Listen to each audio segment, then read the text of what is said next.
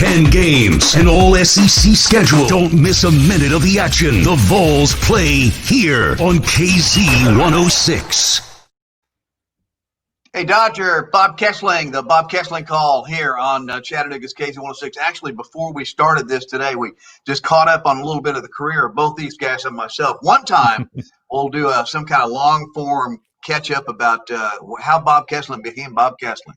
And it's a great story. Away a lot of listeners you do that, but that's okay. We'll figure it out.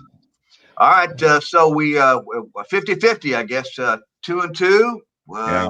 What's your take on where we are and where we're going, Bob? Well, they're coming off two really disappointing performances, and the second half of the Georgia game and the entire Kentucky game, really. They just look like an uninspired football team, which was really shocking, I think, to everybody. I don't think it was even shocking to the players and the coaches. They just couldn't get it going against Kentucky, and Kentucky got some momentum. And the mistakes that Tennessee made. I mean, it's very rare that a team can recover after throwing two interceptions that went back for touchdowns and then fumbling and those type things. And, the first two games that Tennessee won, they almost played flawless football. They didn't have mistakes. They didn't turn the ball over. They had very few penalties. And then the last two games when you lose, and that's a lot of times that's what happened. When you lose, you turn the ball over, you make mistakes. The General Neyland maxim, number one, the team that makes the fewest mistakes will win. And Tennessee has lived that out the last two games.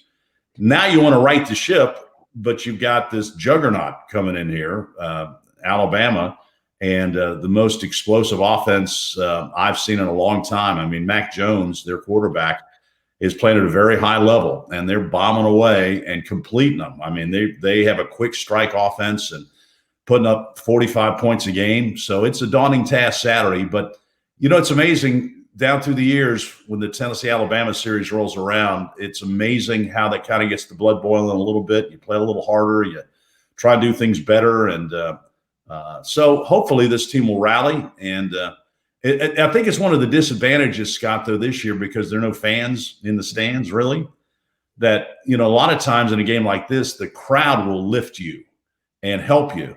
And they try, but there's only 20,000 in the stands. And so you would like to be playing this in front of a rocking 105,000 fans at Neyland Stadium, but that won't be the case Saturday. Yeah, I think those are two really good points, because especially at the Kentucky game, without the number of fans there, you think that the team might have been a little extra motivated, might have been able to find some of that motivation with the fans in the stands. Perhaps you mentioned a tale of two seasons at this point in time. It's 6 quarters and 6 quarters almost. It's an amazing look at kind of how this team's really came out unmotivated. And you mentioned it during the call, and I know Tim did as well. Just the fact that it just didn't look like they had it on the field. Number of things going wrong against Kentucky, and it looks like we got a good old-fashioned quarterback controversy now. Yeah, well, I think that as Jeremy Pruitt has said all the time, everybody, their position is up for grabs every week in practice. So you got to go earn your position every week. It's hard for me to think that they will start anybody other than Jarrett Garantano on Saturday against Alabama. But it's also not hard to think that he's going to have a very short leash. And if he has a good week of practice, that's great. He'll start. If he doesn't have a good week of practice, Jim Chaney and Jeremy Pruitt, they wouldn't take them much to make the change. But, it's interesting. They've said all along that Jarrett has practiced extremely well. In practice, he makes very few bad throws. He gets them in the right checks. He does all the things he's supposed to do. But, in the last two games, especially in the second halves of both of those games, he kind of reverted back to some of the stuff that has plagued him early in his career, holding onto the ball a little bit too long, staring down receivers and those things that, a quarterback really can't do. So everybody's rooting that Jarrett can turn this thing around, because I think right now, I don't think there's any question, he gives Tennessee the best chance to win, but he's got to give Tennessee a chance to win. And that's the key. And so he's got to go out and perform a lot better, or they will make a change. You've watched enough football over the years to know, and I know Scott has too, is that to win a game like the one you're going to need to win this weekend, you're going to need to run the ball, control some clock. The good news is, coming out of the Kentucky game, Eric Gray looked really strong, and that offensive line still needs to come together a little bit better. But if they do, there's the potential of really running some clock out and doing what they need to do to compete with an Alabama team. You hit it right on the head. If you don't give them the ball, they can't score. So if you keep the ball, you put together some long drives.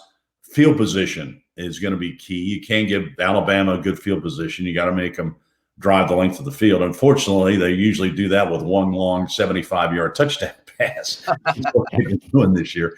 But, it's all the same things. You can't make turnovers. You've got to – if you get a chance to score, you got to score, whether it's a field goal or a touchdown. I mean, points are going to be so important in this game. And you just can't give Alabama any hope that they can win the game. Now, this is a very talented number 2 team in the country. I mean, they are playing unbelievably well offensively. So you somehow to disrupt them. How they do that, I don't know, but you can't let them just stand back there and run their offense. You've got to get out there and make it tough on them. And that'll be the goal on Tennessee. But, Tennessee changed. They let go their defensive line coach because not happy with the pressure they're getting on the quarterback and disrupting the other team's offense. So we'll see if that lights a fire under the defensive linemen this week, because they've got to get back in the backfield. You can't blitz everybody against Alabama, because they'll just pick you apart. But those front 4 guys have got to be able to get to the quarterback and make him hurry up or make him throw some bad passes. If he can just stand back there, Mac Jones will rip you apart. So you can't do that. Yeah, I tweeted earlier this season, I don't remember which game it was, but Mac Jones is looking a whole heck of a lot like Joe Montana. And he threw an interception later, but came back and did something. But honestly, the guy has played as well as at quarterback as I think outside of Trevor Lawrence, anybody else in the country has, and maybe as well as Trevor Lawrence has. He throws a deep ball as well as any quarterback I've seen in a long, long time. I mean, it's just like he's laying it out there on a feather, and those guys just snatch it out of the air. It's not a line drive. It's not a hard ball to catch. His touch on the ball is tremendous. And if Georgia's got one of the best defenses in the country, and he threw for 400 yards against them. Wow. So that tells you a little bit about how that Alabama offense is clicking. Well, we hope Tennessee can do a little that disruption coming up this weekend in Knoxville. We'll look forward to your call, Bob. Well, Scott, the strange things have happened in this Tennessee-Alabama series down through the years, and there have been a lot of times when a heavy favorite has gotten beaten in this series. And so hopefully Tennessee can muster up the effort to really give Alabama a great game on Saturday. And it's always fun, though, when the Crimson and the Orange get together here in October. And so we're looking forward to the game and looking forward to the call on Saturday.